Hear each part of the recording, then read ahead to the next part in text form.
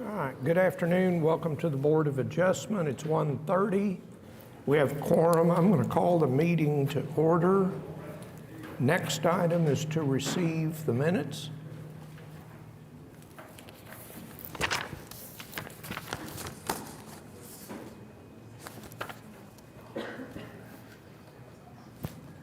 Motion to receive the January 2nd, 2025 meeting notes.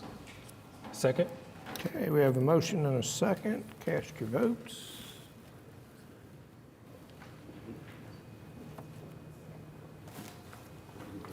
All right, minutes are received. All right, Cindy, do we have some continuance requests? We have item number 12, case number 15804, continue to fix 2025. Item number 13, case number 15688, continue to 4/3/25. Okay. Questions, comments from the board? Ready for a motion? Motion to move case number 15804 to February 6th, 2025, and case number 15688 to the April 3rd, 2025 meeting. Second. Okay, I've got a motion and a second. Cast your votes. And those two items are continued. Is there anybody in the audience who wants to request a continuance on a different item? We don't have a consent docket, so Cindy, can you call the first case for us, please? We have item number 1, case number 15815, is a request of Chase Winkle of Rand Elliott Architects on behalf of the Oklahoma City Urban Renewal Authority for a variance to building regulations, maximum setback, landscaping screening, and sign regulations in the DBD located at 616 North Walnut Avenue. Go ahead, you're on, Rand. Thank you very much. My name is Rand Elliott. This is Chase Winkle. We're here representing the Five and Wall Development Group. Thanks very much for your time today, and I'm going to follow the outline as you have put together, and so we're going to answer questions hopefully along the way, but we're happy to answer others if you have them. The considerations are simply this, that there are 4 variances to be considered for the Five and Wall project, which have been approved by the DDC. And it was approved on December the 19th, 2024, from the staff report with some conditions that we'll be talking about today. The DDC decided to grant a continuance on the street sign, which will be heard on February the 20th. Variance number 1 is the setback, building setback. The variance required from the regulation requiring the building to be located within 10 feet of the property line. First item is it creates an unnecessary hardship because the site is on the fringe of the urban fabric, making parking required to have a successful project here. The site is very challenging due to its irregular shape and singular access point from Walnut Avenue. And the parking cannot be added onto because of this configuration and so forth in the site and in an economical manner without this variance. The conditions in particular are peculiar in this piece of property due to the fact that it's a very strange shape. There are no 90-degree corners in general, only the ones along the highway. That particular instance also is that we have only a single entrance into this piece of property, and it's off of Walnut, so there is only one from all 4 sides. Relief, if granted, would not be a detriment to the public good or impair the purposes and intent of the ordinance. There is a sidewalk to the entrance that will be included via the DDC comments. The variance, if granted, would be the minimum necessary to alleviate the unnecessary hardship. DDC recommended approval for this variance. The drawing that you're seeing up on the screen right now is obviously a site plan. The entrance is at the bottom left along Walnut Avenue. Thank you. building is substantially set back because of the the difficult opportunities in terms of placing a building on the site itself. For orientation along the top would be 235. Any questions about this particular document? None? Okay, great. Variance number 2, this is a 3D image, and Gil will have the opportunity or provide the opportunity for maybe you to see things a little differently. Variance number 2 are the landscape islands, which are those that are in the parking area itself. The variance required from the regulation for smaller landscape islands than 100 square feet requirement.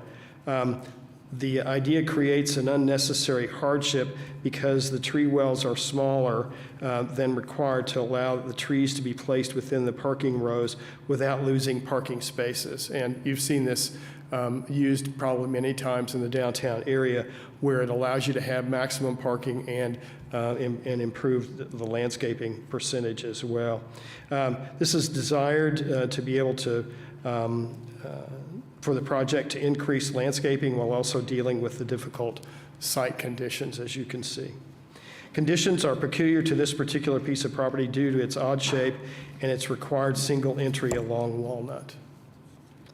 Relief, if granted, would not be a deterrent for the public good or impair the purposes and intent of the ordinance. The project will be including 155% of the landscaping points, and so by being able to do this arrangement for parking, we substantially increased the amount of parking, and we have referred to this as parking in a park.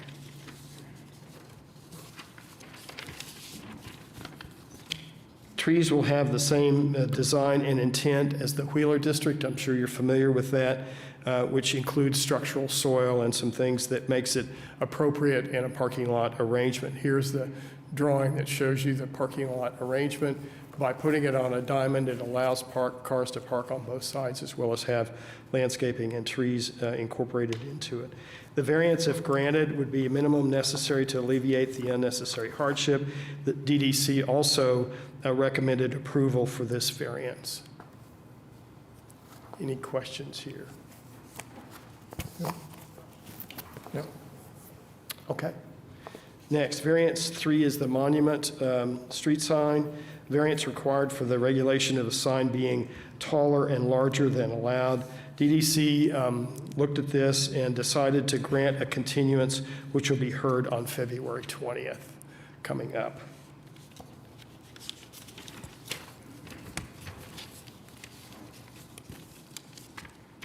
Variance number 4 is the mechanical screening. The variance is required from the regulation to use landscaping to screen the mechanical yard and not materials that match the building facade.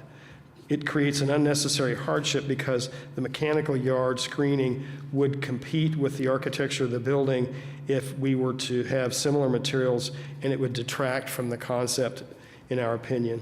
Because the transformer is located on the edge of the site and away from the building, it is desired that the screening complements the adjacent landscaping and not the building itself. So the building itself is a freestanding object. The landscaping and so forth is around it to soften the edges and the relationship to the adjacent streets. Such conditions are particular to this site due to where the transformer needs to be located, which is along Harrison on the north corner, if you will. Relief, if granted, would not be a detriment to the public good or impair the purposes and intent of the ordinance. This landscape screening has been successfully implemented, as all of you know, on numerous projects in Oklahoma City. The variance, if granted, would be a minimum necessary to alleviate the unnecessary hardship.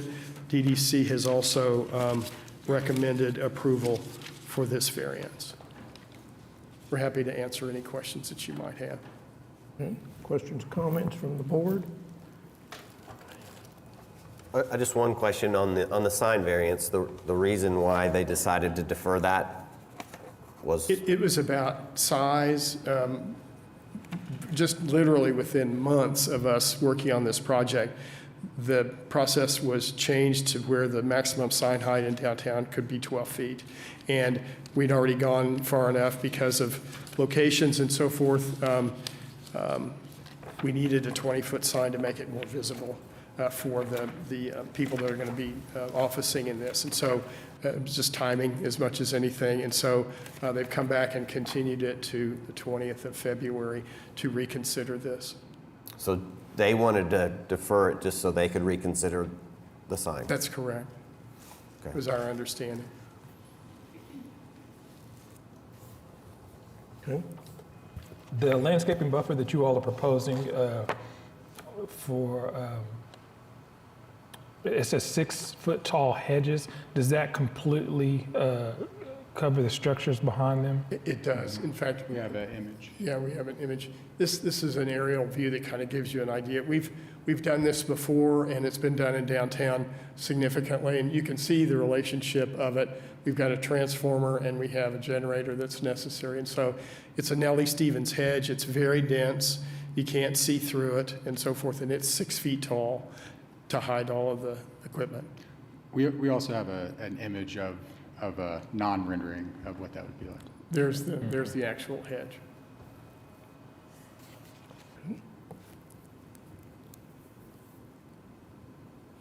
Anything else from the board? Questions, comments? I don't have anybody signed up to speak on this one. Does anybody want to address the board on this application? I think we're ready for a motion. Before we do a motion, am I understanding correctly, did the original design for the sign comply with the code? There's the original design. Did it originally comply? Is this a result of the It code change? did, as far as we know, but it literally transitioned at the time the project was in process. So the new sign code came out during That's right. the permitting process for it, and the original sign meets the old sign code. That's correct.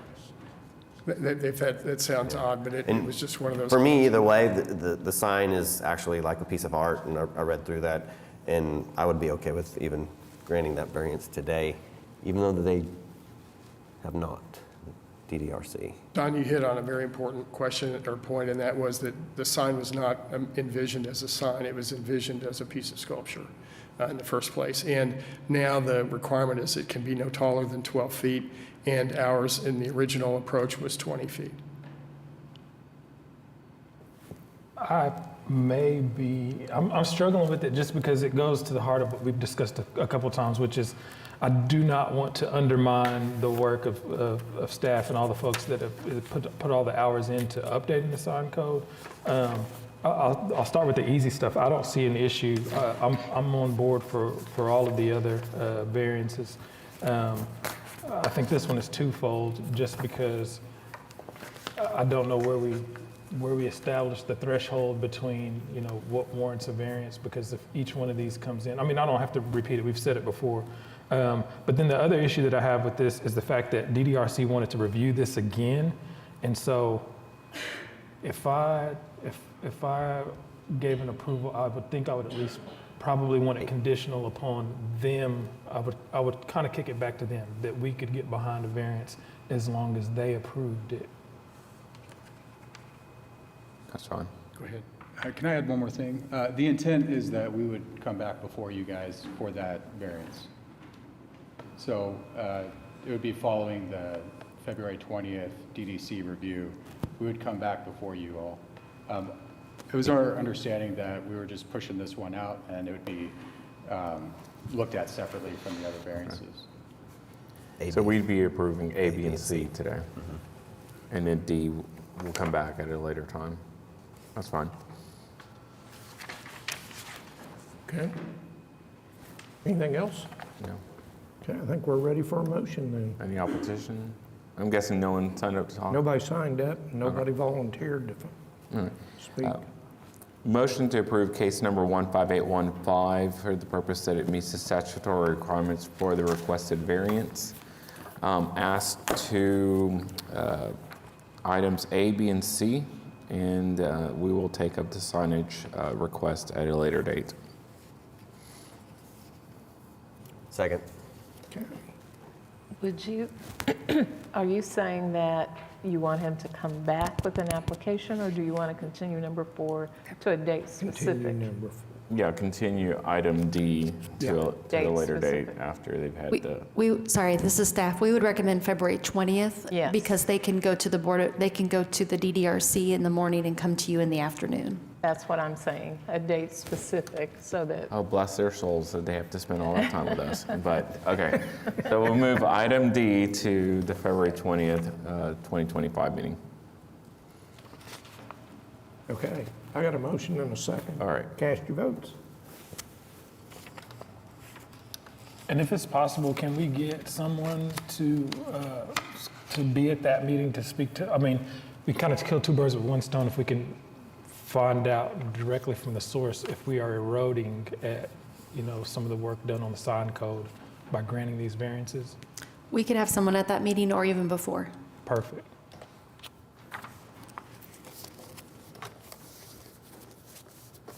Okay, you're sort of approved. See you back on February 20th? Is that the date? Okay. Very good, thanks so much.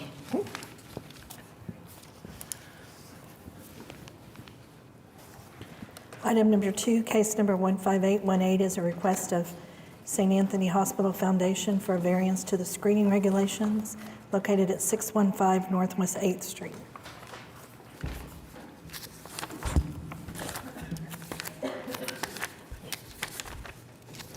Hi there. My name is Cody Pistolka. I'm with Miller Architecture and Development on behalf of SSM Health St. Anthony.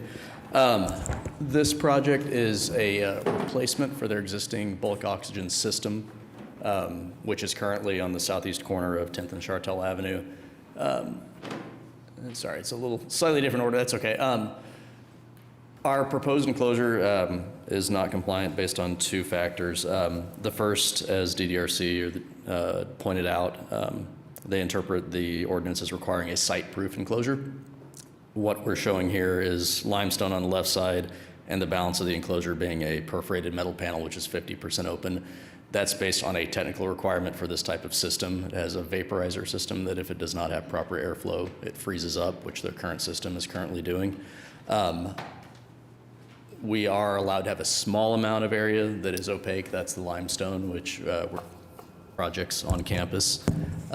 So the way we oriented this was so that the opaque portions are in an L shape so that when you're traveling eastbound, you don't really see the equipment. And then we use the parking garage on the right-hand side to the east to shield you as you're heading westbound. So some of these images kind of show how we're attempting to screen that.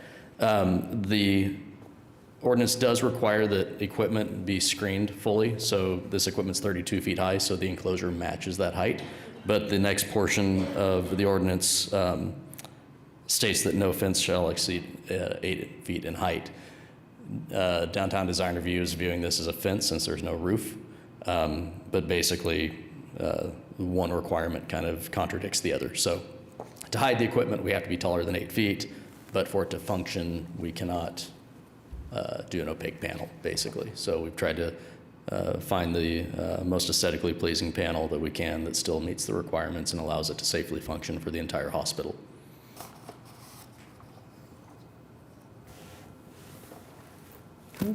Questions or comments from the board?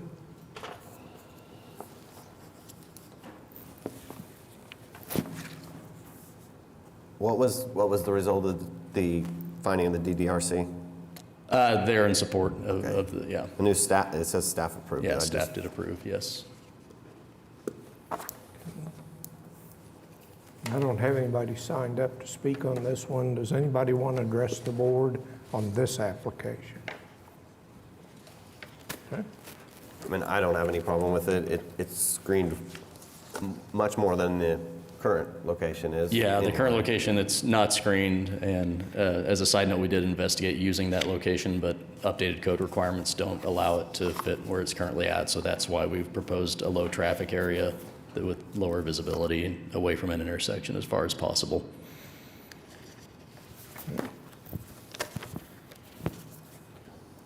Any other questions or comments? I think we're ready for a motion. Motion to approve case number 15818 for the purpose that it meets the statutory requirements for the requested variance. Second. Okay, we have a motion and a second. Cast your votes. You're approved. All right, thank you all very much. Item number 3, case number 15820 is a request of 44 Storage LLC for a variance to architectural regulations to allow metal panel as a primary finished material located at 8940 Southwest 44th Street. Hi, my name's Avery Slavin Copeland. The architect of record is Ethan Slavin with the development side. We are seeking a variance to be able to use metal panel as a primary finished material on a self-storage facility. At 44th and County Line.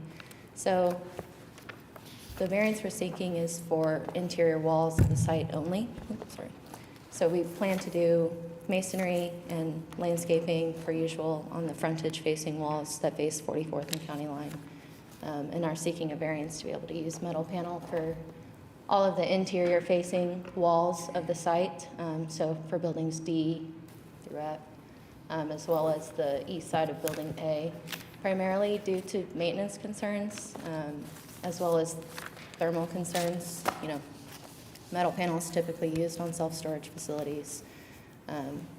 This is something that, you know, people are moving potentially large items in and out, bed frames, furniture, their cars are potentially backing up to the building. So we think metal panel is a better option just because of the use for maintenance. You know, building gets run into, potentially we'll be able to replace that metal panel a lot easier and a lot more seamlessly, keep this facility looking nice for longer.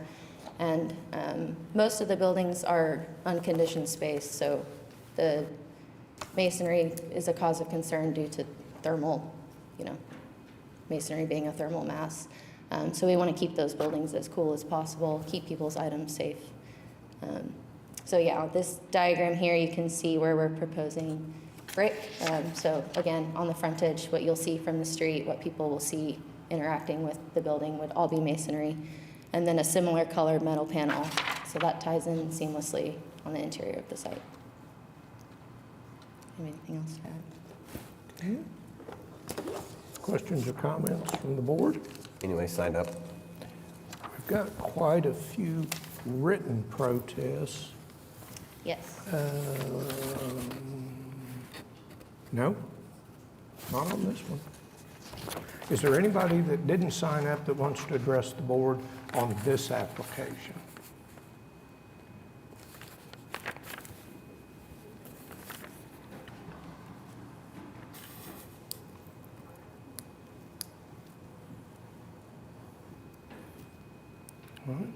Hi, good afternoon. Give us your name and address, please. Yes, my name is Wimberly Condren, and I live in the Fieldstone addition that is adjacent to this property. We, in our neighborhood, have an entirely encased brick wall around our neighborhood, which would share the south end of the property in question, as well as brick wall that runs down the eastern portion of the section in question. And so I'm here representing today. I found out about this after the deadline for the emails, or I would have sent one of those as well. So I found out on social media that this was occurring. And I'm aware of the properties that Public Storage also has out there at 2300 South Morgan Road in Ward 3, as well as property at 404 Northwest side over in Yukon on Cemetery Road. From the photos here, I'm not quite certain, is that brick painted white, or will it be a brick that is aesthetically pleasing to match within the brick that we have currently already in place? It is, aside from aesthetics, we live here in Oklahoma. While we may not be in the Moore, Oklahoma tornado alley area, we do get high winds, and we have had tornadic activity in the area. And so those are concerns of safety, as well as the aesthetically pleasing area. As you can see, it's very residential. I know that property is a commercial space. At catty corner to that, you will see on this photo, there are two white roof buildings there, just on that northwest corner. All of that facing is brick as well. And so while this may be commercial property, it is a very residential area. So those are some of the concerns that I bring today. Thank you. Any questions or comments for her? Just to be clear, there's a brick wall along the south end of this property, behind those houses, and up the east side. The east 6 foot tall east side is wood fence, is wooden. but yeah, wooden fence. 6 foot tall brick on the south, wood on the east. Yep. I know the south end is brick. I believe that the east side is brick as well. Okay. I don't know if someone else can speak to I that in think the it is a room. wood. I think it's It's wood. currently wood that runs Yeah. north and south. Right. Yeah. Yeah, right there. Yeah, and I will say the section that is just east of that wall is not technically part of the Fieldstone addition. We drive by there every single day up and down that road, so my husband is here as well. I don't know if he would like to add anything or speak separately.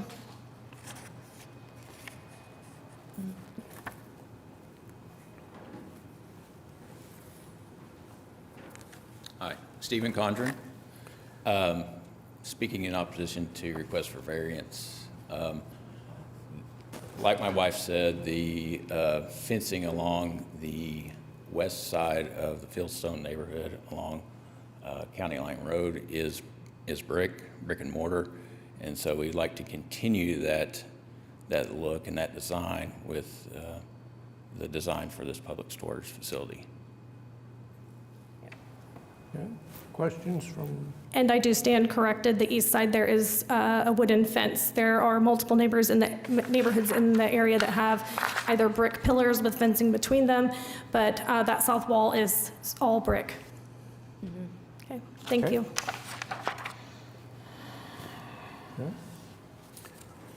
questions, comments? So the metal cladding on the buildings is not your typical metal building. It's going to be more of an architectural finish. Yeah, I have a photo of, so we opted for, instead of your typical R panel, kind of industrial looking, we're opting for a low rib X panel with a finish that's very similar to the brick. We want it to be as seamless as possible. I can pass this up to you guys if you want to see it. You got it. Pre-finished, again, to match so yeah, I think the buildings catty corner to us there's some light colored masonry on that development as well. So tying in the brick color kind of to the surroundings with that light colored masonry, the brick will not be painted. It's gonna be, just light in color, so. But that's the low rib X panel actually, instead of an R panel, which we think looks less industrial in my opinion.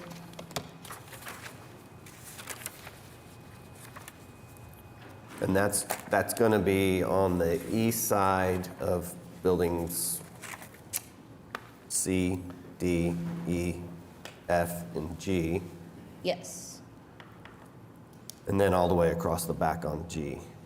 yeah. So the eave height at the back of G is 9 feet.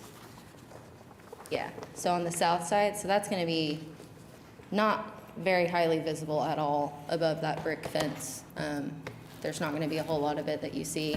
And then we are quite a bit off the property line with the detention pond on the east. So, and there's, not a whole lot of linear foot on the east because we have the open air drives between the buildings. Right. So it's pretty minimal. Yep. And you don't drive around the back of building G either. You do not, no.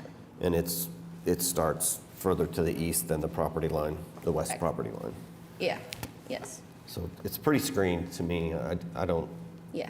really have a problem with what you have designed here. How is this system fastened? We were gonna do exposed fastener for the low rib X panel has to be exposed fastener. So we've had a number of these come before us, and we've granted some variances. And you guys have to correct me if I'm wrong, I don't think we've done any that have had exposed fasteners. I think part of the compromise has been that they're standing seam. Yeah. Have you looked into that? Yeah, we have looked at a standing seam product that's concealed fastener. That's a possibility, yeah. I think it may be, Cleaner. yeah, in terms of, all the neighbors protesting against it, I think it may be a nice middle ground to kind of meet them halfway. Yeah. If we're gonna give a variance for metal to be used in the building, maybe requiring it to be a standing seam so that it's a little bit more aesthetically pleasing. Yeah, that's definitely a possibility. And it's because of the amount of overhead doors too, the amount of metal panels so minimal. It's not a whole lot of it just because that thing's lined with overhead doors. So, but yeah, standing seam is definitely a possibility. We can do concealed fastener. Yeah, for sure. One more, go ahead. Hi, I'm Jaden Magdaleno. I live at 8904 Southwest 44 Terrace in Kings Ridge, West Community. I'm here representing my neighborhood in the HOA because I'm a board member. And I feel like a lot of stuff has already been said, but my property does run across 44th Street, so I will be looking at this property on the daily.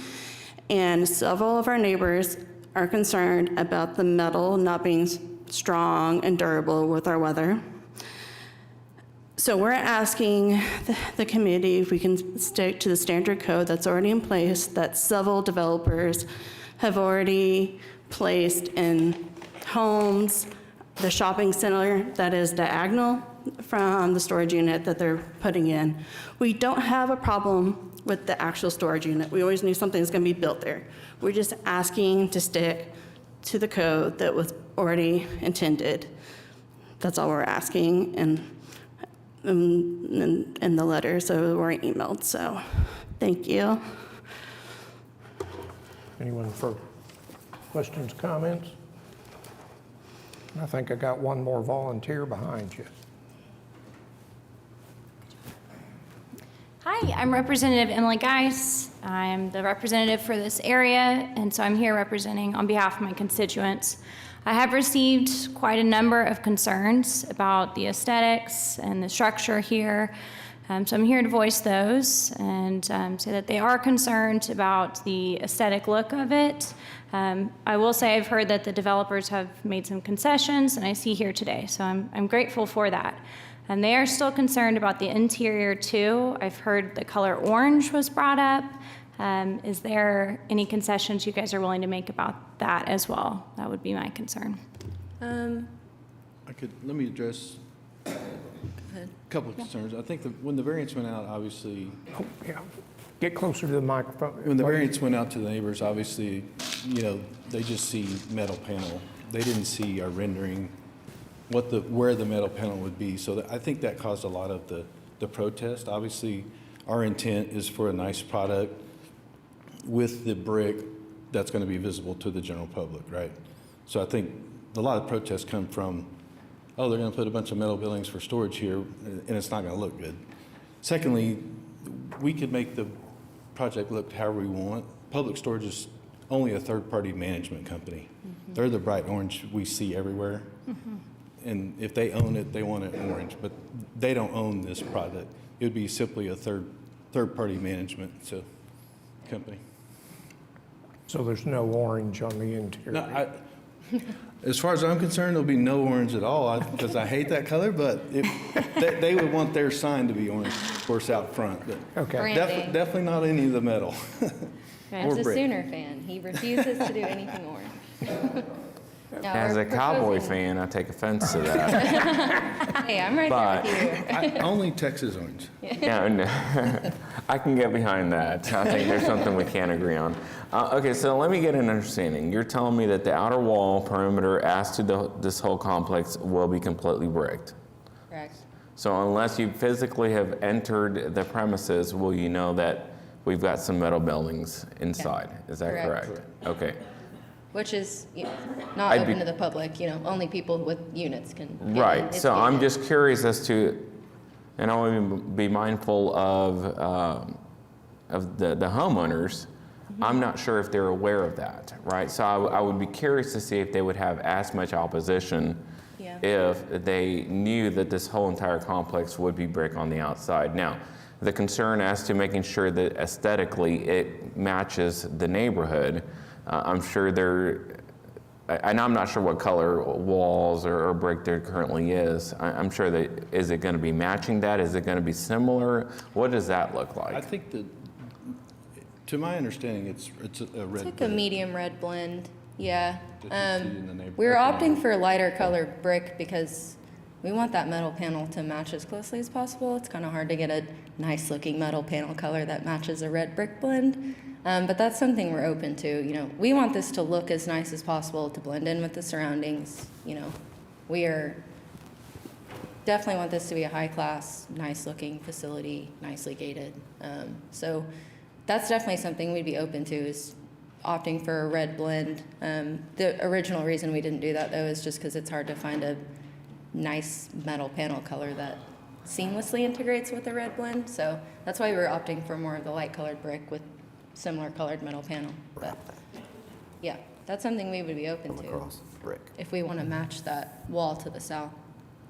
Would you have a problem on building C to take that and wrap that corner also? Just because you see that coming down On the on the east East. end? yeah, that's fine. Because that's probably the only Where you visible, see it only driving. visible side, Sure. yes. Yeah, And yeah, so just like we in did on Roberta, B. all along this back wall is going to be metal too, which there's a 6 foot tall brick wall between those houses in there, so they won't see it, but all along here. I'm just curious if we would we have received the number of protests that we have had they known All of this. all this information? Right. And I did reach out to a couple of the homeowners, or emails, that we did a Zoom call, provided some more of this information, and to my knowledge, none of the ones that I spoke to are here, and was hoping that would get relayed to, you know, some of the others that, hey, we are breaking, you know, what's visible. Right. I'm trying to find a middle ground. I'm just wondering if we're at a point now to whether we try to take a vote or if we try to maybe reconvene in 2 weeks after you've had an opportunity to solicit some of the feedback as far as paint color, but also just to let them know, like, hey, here's what we have, right? And you guys, we're not going to diminish your home values or anything like that. So to address their concerns, because when it comes to variances, I see a lot of protests when it comes to special exceptions, but when it comes to variances, this is an anomaly, I feel like, in my time on the board, to have this many, and I don't want that to, I don't want to brush that aside. So I definitely think that there's additional conversations that could be had, and that's kind of the way that I'm leaning. I just realizing that you guys are probably coming up on deadlines also, so I'm trying to be mindful of everyone's interest in this, but I'm not quite sure that I'm ready to vote on it personally. I'm not sure how my fellow board members feel, and they may be ready to go, so I mean, that's just my opinion. Yeah. Any other questions or comments from the board? Is there anybody else that wants to address us on this case? I think we're ready for a motion. Which motion? Defer. Whatever you want. Defer? Okay. I mean, I just want. Whatever you want to make. I mean, it doesn't hurt us to defer it. You talk to the neighbors again and just make sure that everyone's on the With same. due respect to that, I did reach out to them, did do a Zoom call Okay. with one of the homeowners, presidents, 3 of their neighbors. They're not here. Yeah. I think you could tell by the protest, it was a copy and paste email that went to everybody. Right. I appreciate their opinions, and the ones that did show up took the time to be here. But we did try to address the concerns earlier. Right. Before the meeting, and obviously this is an open forum that anybody can show up to, so. I think and if they're they not here. have, They're not here. no, they're not, but definitely the fact that their state representative is here, I don't take light of that, and I think No, that would be a respect good point person, as I know she's well connected with her constituents, so I would definitely request that. But being mindful of your deadlines, I definitely want to bring this back as soon as possible for a vote. So I believe that the next meeting is the 6th of February? February 6th. Okay, so I'm going to make a motion to continue case number 15820 for the purpose, 15820 to the February 6, 2025 meeting. Second. Okay, we have a motion and a second to continue. Cast your votes. We'll see you in 2 weeks. Thank you for your time. Thank you. Thank you. It'd be 3. Pardon? 3 weeks. I'm sorry. 3. I may come back early.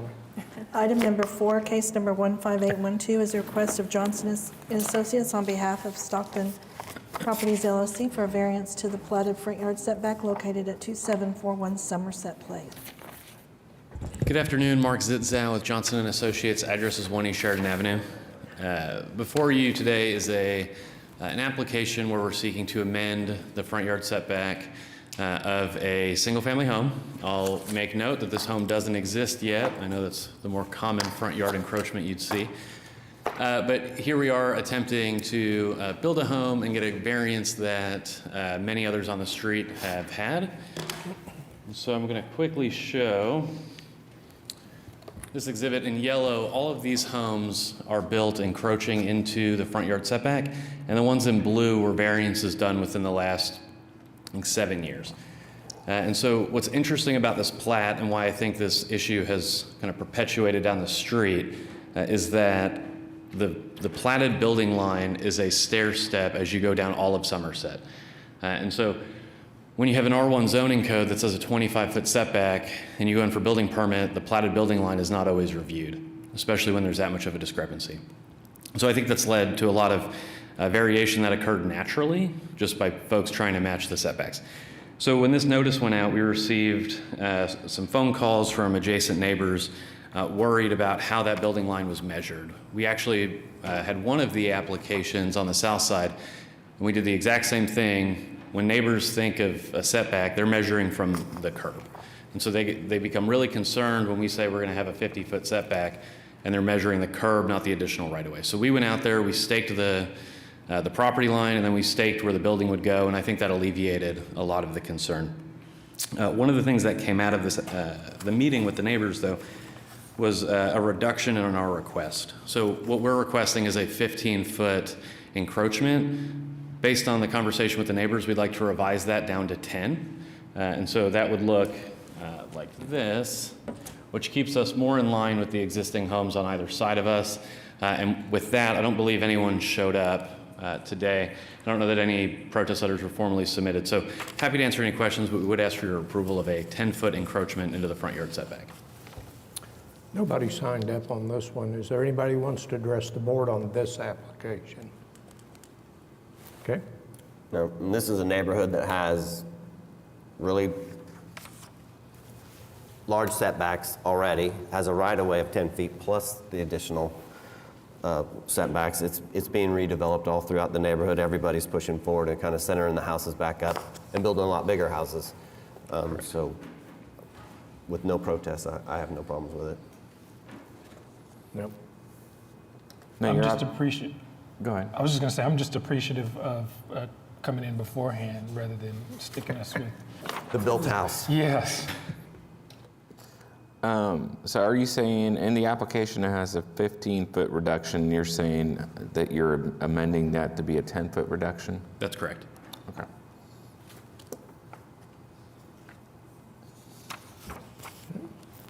Anything else? I think we're ready for a motion. No, I want to then. know who he uses for his signs, because every time he comes in here, he's got a sign. He's giving somebody some good business, so. I think they have a big printer at the office. We do. If you ever need a print, don't ask. I guess you're not allowed to. Text me. All right, so motion to approve case number 15812 for the purpose that it meets the statutory requirements for the requested variance with the amendment that in the application, instead of a 15-foot reduction, that shall be a 10-foot reduction. Okay, we got a motion and a second. Cast your votes. Emily, can you get in? Okay. There we go.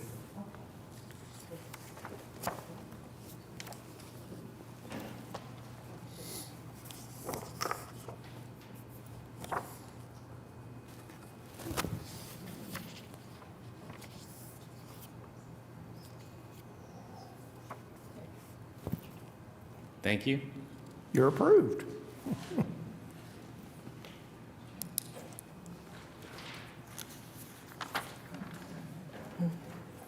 we have item number 5 is case number 15816, a request of West Britain Investments LLC for a variance to the rear yard setback located at 344 West Britain Road.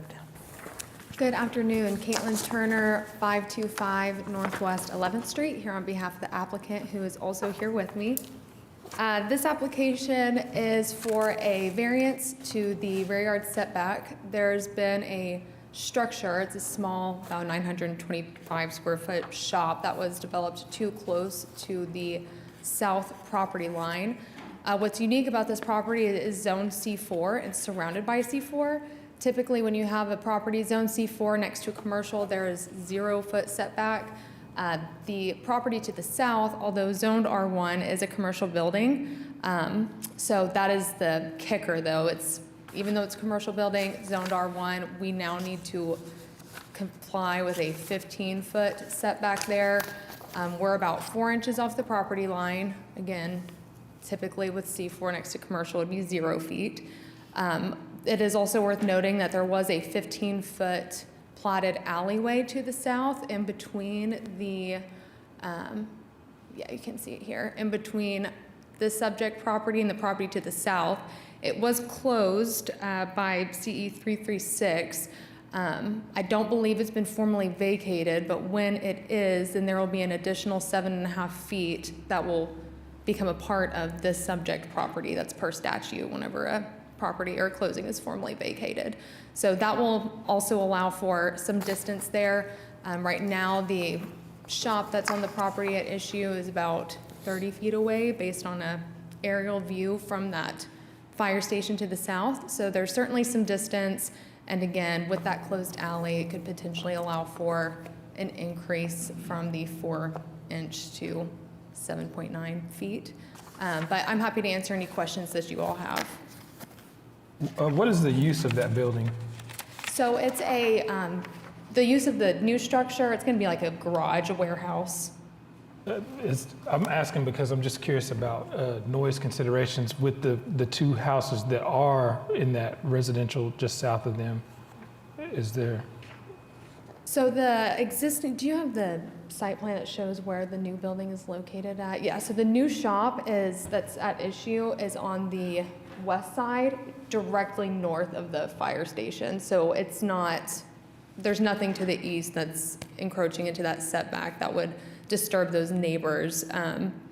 But that's, yeah, just the location of it. If there's something that you would like to see there, we can certainly accommodate, but it is directly north of that fire station. Did anyone sign up to speak? We have not received any letters or protests. And nothing from the city of Oklahoma City or the fire station? Is there anybody that wants to address the board on this application? Nobody signed up.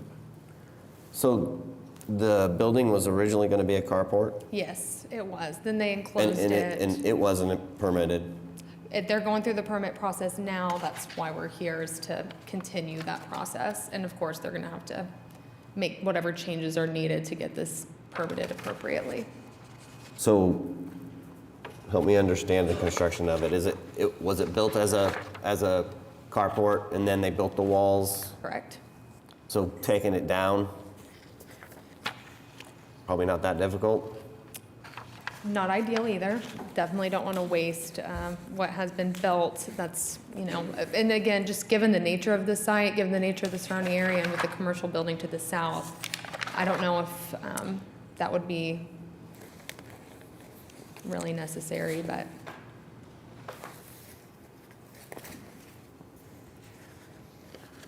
So we don't know if they're working on cars in this structure or not. Probably cleaning them, that's what I figured. Detail shop. It's just going to be storage in this accessory building here.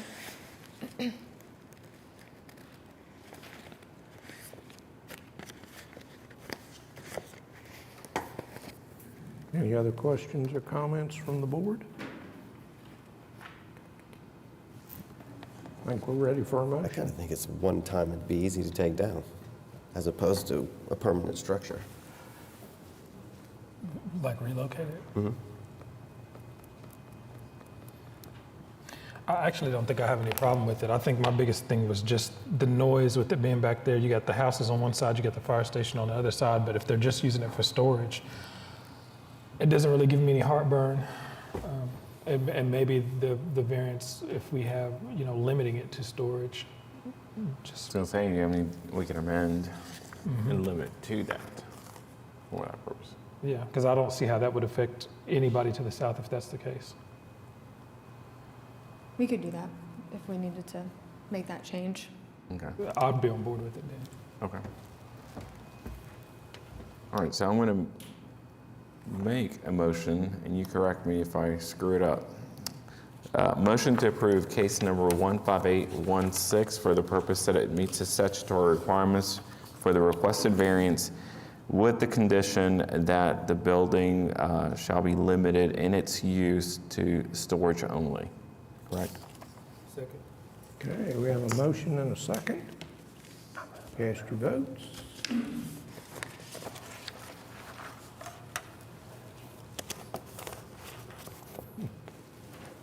We good? Well, you're still approved. Thank you.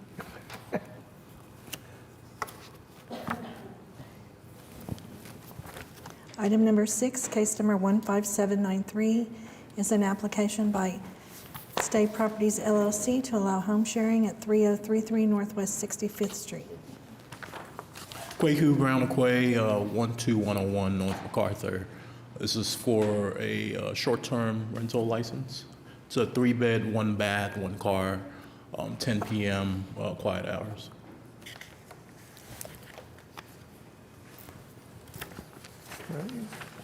Nobody signed up on this one. Is there anybody that wants to address the board on this application? Okay, questions or comments from the board? I'd just like to make one adjustment to the application and change the quiet hours to 9 p.m. to 8 a.m. Okay. And then also add a maximum number of vehicles to 2. Okay. And no on-street parking during the quiet hours. Yeah, we can do that.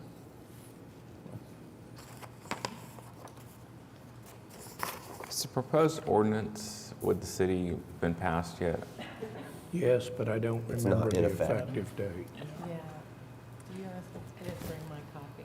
Do you have a copy of the code? for the- Sarah Welch, Planning Department. It's been approved. It's effective February 16th. So you won't see it right after February 16th. You'll only see the new regulations with applications that we receive after February 16th. Okay. And You won't see it till probably March. the only reason I'm asking is that if it's got 1 bathroom, I think in the proposed ordinance, we were talking 4 people per bathroom. Was that part of it? The ordinance does not have a component regarding bathrooms. It's bedrooms. Okay, all right. Okay. But if you want to reduce that, I would be in favor. I mean, that's, 6 people, 1 bathroom's a lot.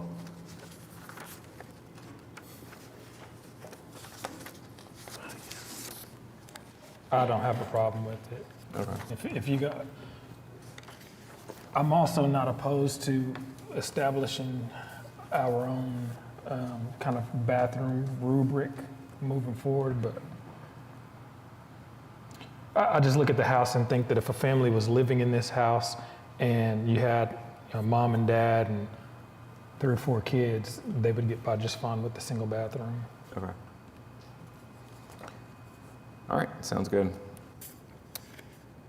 So, motion to approve case number 15793 for the purpose that it meets the statutory requirements for the requested special exception. So with the modifications, the quiet hours are from 9 p.m. to 8 a.m., a 2-car maximum, and no on-street parking. Quick question on the 2-car maximum, including the garage or just exterior only? Exterior. Okay, gotcha. Cool. I'll second. Okay, we've got a motion and a second. Cast your votes. You're approved. All right, thank you so much. Appreciate it. Item number 7, case number 15806, is an application by Signature Holdings LLC to allow home sharing, 542 West Eubank Street. Hi, my name is Kai Smith, and this is Eden Ware. We are representing Signature in requesting to allow lodging accommodations for short-term rental for 542 West Eubanks. It is capacity 10 people. It has 2 outdoor parking spots and garage.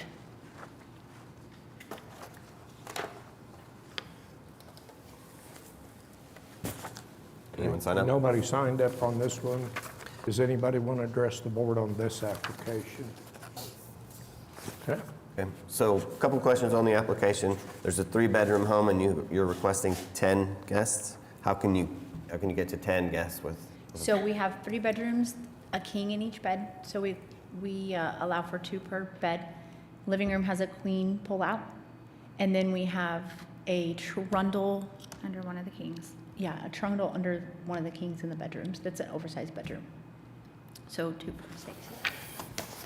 And then there was a pull-out, or a blow-up mattress for the living room. Living room was very large. How many bathrooms are in this home? 1.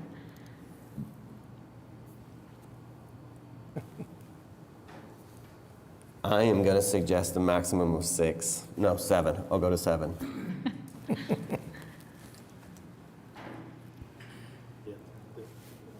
And then a couple others. I'd like to add the quiet hours from 9 p.m. to 8 a.m. A maximum number of vehicles, 2, which I know it has outside. I don't know if you can use the garage or not. Yeah, we can. So but you we'll could do put 2 4, outside. but 2 outside and no on-street parking during the quiet hours, and for a term of 1 year. Okay.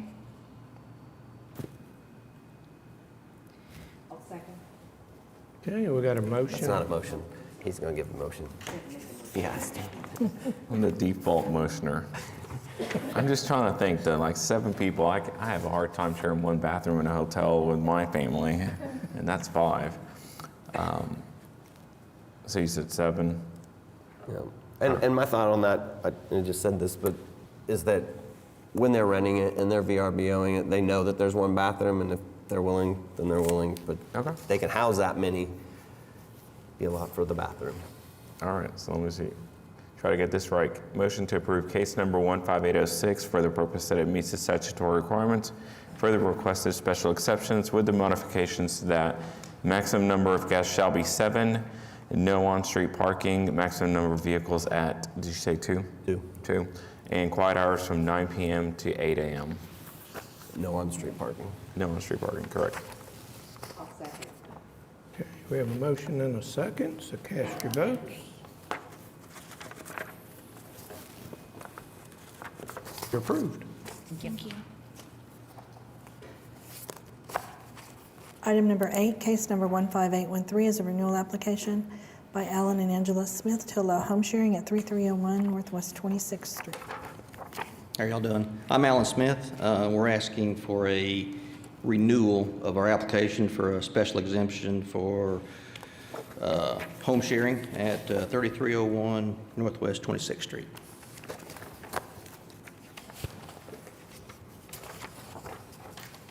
Okay, I don't have anybody signed up to speak on this one. Does anybody want to address the board on this application? Okay. Anything from the board? Just a couple of things. I'd like to revise the application for the quiet hours to 9 p.m. to 8 a.m. A maximum number of vehicles of 6. I know you can handle a lot of vehicles. So when you're talking about so this is a double lot. So there's, You paved a lot on the yeah, side. it's a double lot, and it's a corner lot. So as far as parking over there, so we've had like several people stay there that they go down to the fairgrounds and they have like their horse trailers and all that kind of stuff parked there as well. So that's the only thing I'm saying there. That's a huge, and there's no on-street parking ever. There's so much space there for people to park. Yep.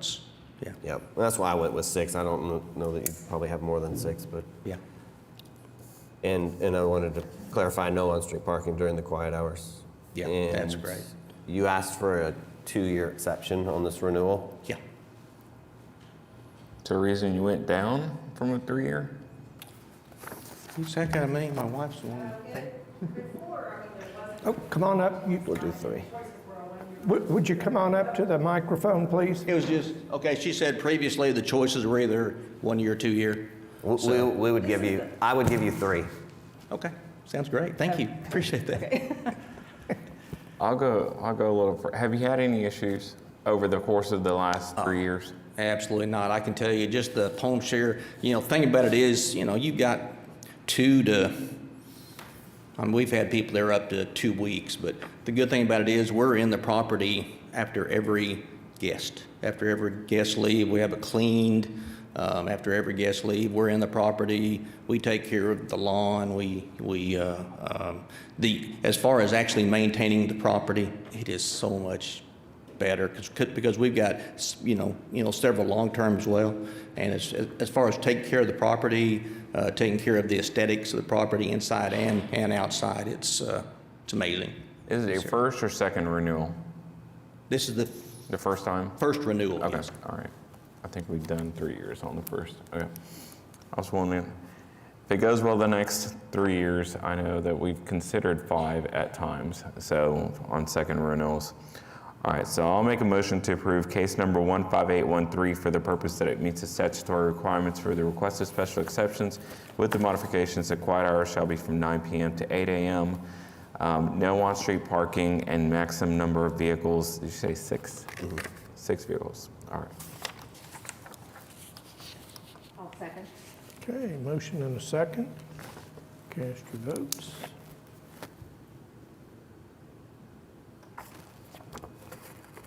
Do you get a panel? Yeah.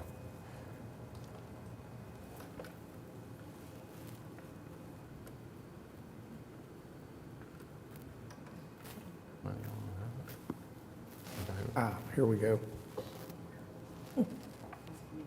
Now cast your votes.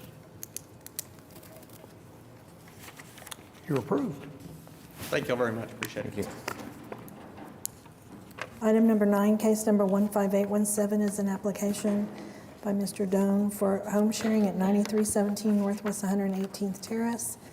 And this is where he has sent a letter this morning saying that he was unable to attend the meeting, and I've laid you down a copy of the email. I advised him that we received it and he would probably be moved to the next meeting, but that's on if you decide to continue because he's not here. I've got protests on this one, and 2 people signed it. Let's hear from them since they're here. Okay. All right. I've got Mike, looks like Medley.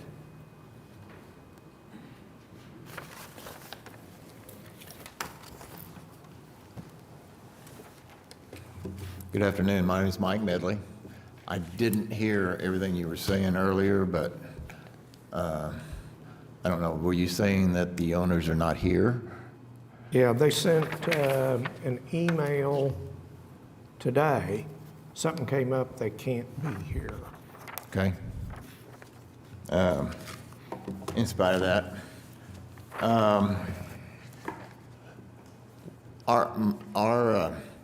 our backyard is basically catty corner to this backyard.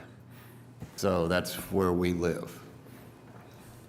We're separated, the 4 houses are separated with a concrete water, whatever you call it, flume, okay? That's one of the points I want to make. But first, there's I know a neighbor next door to this house who has small children. They can't be here because they're working, but they're very concerned about all of the people, strangers, coming and going constantly, as you can understand, because they do have small children. There's small children, of course, in the neighborhood. I'm sure that's not new for most neighborhoods. Nevertheless, it makes it very concerning for those of us who live here. More than that, and I wasn't going to address this, but I will. We've already experienced a home invasion, okay, personally. The flume allowed these people to come up, the flume go over our backyard, or our fence, and break in the back door. We're concerned that with this coming and going, strangers here all the time, what does that do for us? It takes away the security of our peace of mind. We bought this house to hopefully be the last house we own. We don't want to move again, but we don't want, we had no idea there would be something like this in our neighborhood.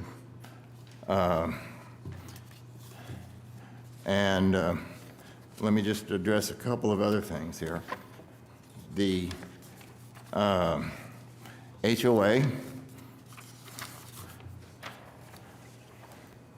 specifically says, all lots herein shall be occupied as a single-family residence only. No residence may be owned or occupied for any commercial purpose. Well, this is a commercial purpose. And the HOA specifically says we don't allow it. So I don't understand how they can do this. They've already been renting this place out. There's been a couple of parties over there, some fireworks and whatnot. The other problem that we've had, especially with the party people, is they've left their trash out on the curb in a trash bag, but it's Oklahoma wind, you know what happens. It blows. Well, it blows all that trash right down this flume, and the wind actually carries it into our front yard. And then we have party junk all over the yard. Guess who gets to pick it up? I'm sure they will say, oh, call us and we'll come get it. I shouldn't be the garbage police for these people. So that's another concern that we have. You have the email. I'm not going to reread it to you that we sent. Hopefully that you all have had a chance to read this. But those are the other concerns that we have for having this place as a short-term rental.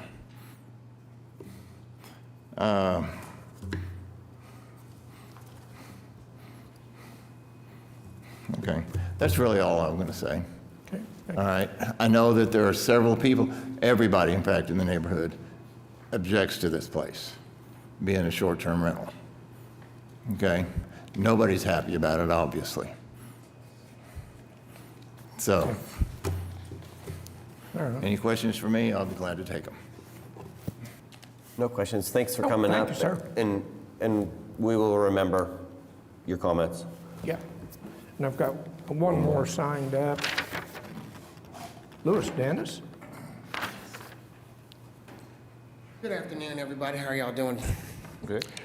So I wanted to take a moment to address matters that have recently come to our community's attention regarding residents at, 9317 Northwest 118th Terrace. This potential special exemption for home sharing has raised significant concerns within our community, particularly about the impact on our neighborhood's traffic flow and the transient nature of the short-term residents. As you know, our community covenants clearly outlines guidelines that prohibits use of the residential properties for commercial purposes. This framework was designed to maintain an integrity and character of our neighborhood, reassuring that that it remains peaceful and safe place for all residents. We believe that allowing this exemption would lead to increased traffic, noise, and a decline in our community's overall quality of life. Rejecting this exemption is not just an essential for maintaining a peaceful environment we cherish, but it's also crucial for preserving the sense of community that we all have worked so hard to cultivate. By upholding our covenants and standing against this special exemption, we can minimize disruption and prevent potential nuisance factors that could arise from the transit residents. Let us come together to protect our neighborhood, uphold our community values, and ensure a stable, harmonious living environment for all. Thank you for your attention and commitment to preserving the quality of our community. Anything from the board? I just have a comment for both of you. So the house is being short-term leased right now, currently. Have you called code enforcement on that? That's my next move. That's a suggestion. So That is if my you next call move. code enforcement, then we're notified in before or during our processes up here. And that also helps us make the decisions on what we do with said short-term lease. So I would do that to protect yourselves. The other thing about it is on the CCNRs and the direct wording that it says, if it says that there cannot be a short-term lease, that makes a difference as opposed to operating a business. So I've seen both in protest that it says that, and then it just says that you can't operate a business. So more define on that. That's per the new ordinances will be effective in a month, is that we can consider covenants and restrictions that specifically state no short-term rentals are allowed within the neighborhood. Now that's going to take some work on each HOA to take the appropriate steps to add that language. But I think it's definitely should be considered. I'm not comfortable with denying an application where the applicant at least has not had the opportunity to respond. I would definitely, I'm not sure if we can incorporate somehow the comments that have been made at this meeting and at least into our notes, so that we're mindful of the comments that were made. But I'm definitely, I mean, we can move this to February 7th if we can notify the applicant. Sir, just a question from staff. If the application was made and dated December 3rd, so is that the ordinance that we're working against, whether when it's heard or when it's applied for? Sarah Welch, Planning Department. We asked this question specifically.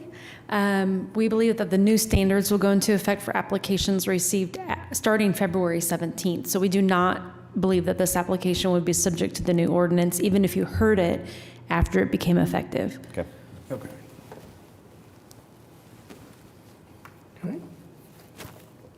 I'm gonna defer it for 2 weeks. Yeah, or 3 weeks. That, and then is there a way that we can actually incorporate into our packet whether or not new applications, if the address is currently active on any of the home sharing sites?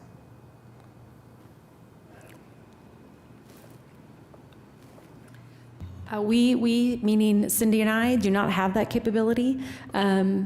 Earlier this week, an RFP, or the City Council approved an RFP to be published for the software that you might have been told about earlier.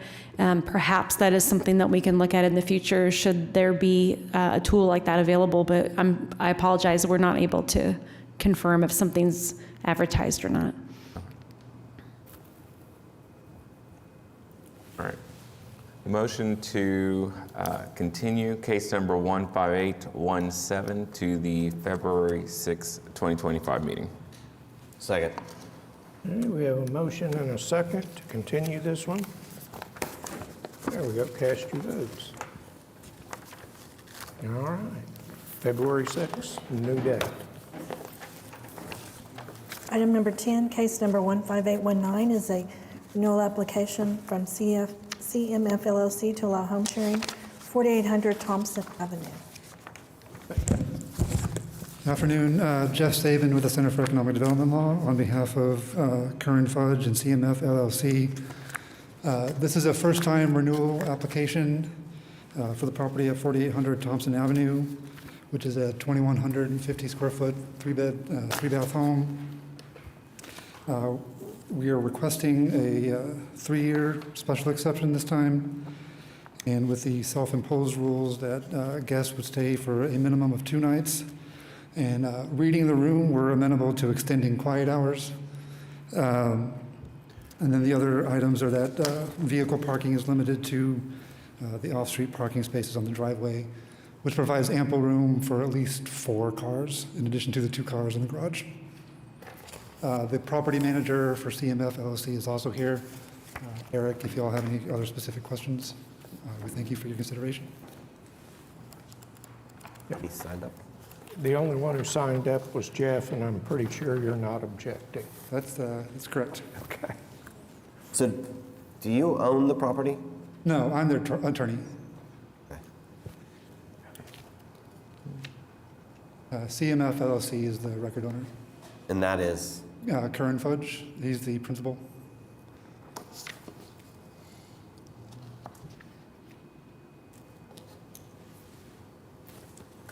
So, the quiet hours, I'd like to put at 9 p.m. to 8 a.m. And I'd like to put a caveat for no on-street parking during the quiet hours. And a term for three years is okay. There were no protests. Is there anybody that wants to speak on this application? Okay. We've got 3 bedrooms, and you're requesting 8 guests. How do we get there? What's the accommodation? So there are king or queen size beds in each bedroom, and then there's a full size pulled out sofa bed. And we gave you 8 last time, right? Correct. That's what I was remembering. I remember when it first came up. I think we've been revising to allow 1 person, right? So 7, a maximum of 7. 7 guests, yes. All right, that's all I got. I think we're ready for a motion. Motion to approve case number 15819 for the purpose that it meets the statutory requirements for the requested variance with the modifications that the maximum number of guests shall be 7, quiet hours from 9 p.m. to 8 a.m., no on-street parking, and did you decide on maximum number of vehicles? 4. Maximum number of vehicles at 4. That's 4 outside the garage. Outside the garage, correct. Thank you. Okay, we got a motion and a second. Cast your votes. What was the term on that? 3? 3. For 3 years, yes. Thank you. Looks like you're approved. Item number 11, case number 15822 is a renewal application of Shelby Ann Canali to allow home sharing at 2247 Northwest 43rd Street. Good afternoon, board members. My name is Mike Canali. My address is 2205 Northwest 45th Street, Oklahoma City, 73112. We're here today to represent my daughter, Shelby Canali, requesting a renewal of special exemption for home sharing at 2247 Northwest 43rd Street for a term of 3 years. We also request an increase in guests allowed to 8 total, as well as an exception to the new rule limiting sharing to 10 nights per month. I'll be happy to answer any questions. Anyone signed up? Nobody signed up on this one, and So just a question then. Yeah, no one's here, so. The last thing that you said about the 10 nights? What was, Yeah, what was that's that? in the new updates of the ordinances that I guess are going to take effect in February. it's not in effect today. Right. And Sarah, just to clarify. I don't remember Sure. that. Sarah Welch, Planning Department. So the new ordinance that goes into effect in February has a provision that I believe came from this board, which says that even if you are a primary resident of an establishment, of a home, if you're going to rent it out as a Airbnb or home share for more than 10 days in any month, you have to still come through the board for a special exception. And so what he's referring to is I believe he's seeking relief from that, but that is not currently in effect because the ordinance is not in effect yet and your application was received before those rules are in effect. Okay. And is that just for when we renew again, is that for people that live in the home, or this is investment property for my daughter? Right. So, And currently, no one's living in the home, right? Correct. She Right. does So not you have live to have a there. special exception. if no one lives in the home, you have to have a special exception no matter what. If someone lives in their home under the new ordinance, you still may have to have one if you'll be More than 10 days Airbnb more than 10 days in a month. So if she is not currently the resident, then you'll be back here prior to whatever term they give you today. Okay. So it doesn't actually affect her, Right. no matter what? She's going to need a special exception unless she wants to live in the home Gotcha. and just rent out a room All right. or two. So a couple of adjustments to the application. On the quiet hours, I'd like to make them 9 p.m. to 8 a.m. And I brought her guidelines, and it is 9 p.m. to 9 a.m. That's fine. A maximum number of vehicles to be 4. 4. And no on-street parking during quiet hours. We actually she has signs on the front porch that says no off-street parking after quiet hours. And in the backyard, there's signs that say quiet hours or such and such, move it inside. That's good. And there's no protests on this either. It's a first renewal. I'd be okay with 3 years.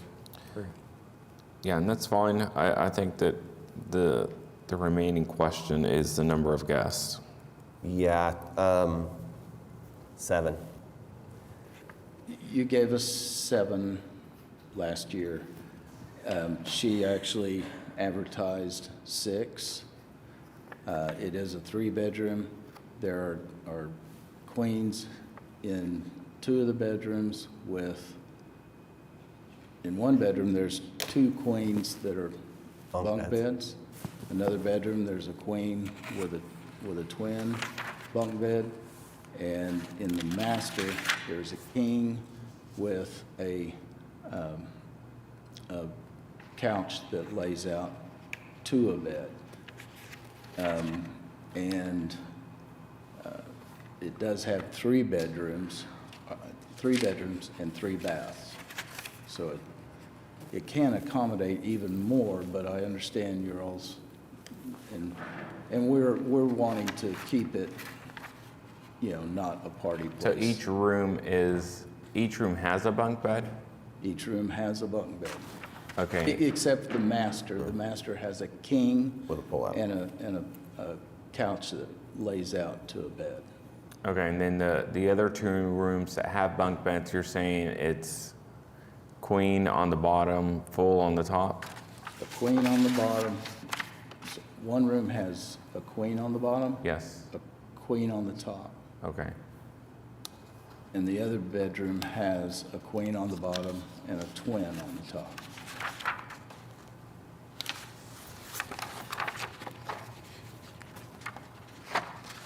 And they're asking for 8. I thought this one says 10. And we even Yeah, but he in the beginning, he said he wanted We 8. even advertise, or she advertises on the Airbnb that if you're looking for a party house, this is not the house for you, move on. So And you're asking for 8? you For said? 8. Okay, I'm fine with 8 then. I'm at 7. I'm good with it because the queens, there's enough support in the actual rooms. I think that the problems I've had in the past is where people are using the living room to add on, 2 right? And instead of 1. they're using 2 in that situation. But in this situation, if they've got one room has a queen over queen, there's substantial space there, and the fact that they've also got 3 bathrooms. I can get behind 8 for that one. I can get on board with it. And then on the renewal, what are you guys wanting to do on, is saying that it expired in December? The previous? But I think the application was filed before it expired. Yeah. Yeah. I was giving him grace period. Yeah. To 3 years. Thank you. this is the last time I'm doing this with my daughter. You're Property fine. manager or my daughter will do it again the next time. We have, just for your information, we have had people who have submitted a renewal application after the special exception expired, and we've kicked them back to 1 year. And so we want to encourage people to do their due diligence to come before this board in a timely manner. So that's why it was pointed out. But, all right, so I will propose a motion to approve case number 15822 for the purpose that it meets the statutory requirements for the requested special exceptions, with the modifications that this will be for a maximum number of 8 guests, quiet hours from at least 9 p.m. to 8 a.m. If she deviates from that, that's fine. You say 4-car maximum and no on-street parking. Am I missing anything else? For a term of 3 years. Thank you. All right. Okay, we have a motion and a second. Cast your votes. You're approved. Thank you very much.